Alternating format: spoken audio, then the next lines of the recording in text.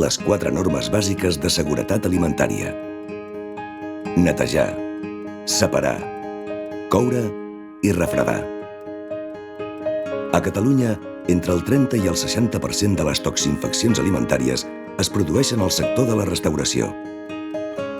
Per garantir la seguretat alimentària, és fonamental que gestioneu el vostre negoci seguint unes normes d'higiene.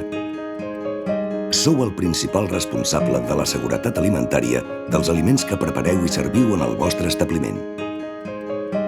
Aquests vídeos es basen en les 4 normes per preparar aliments segurs: netejar, separar, coure i refredar, que us ajudaran a mantenir la seguretat alimentària dels aliments que prepareu i així evitar toxinfeccions alimentàries.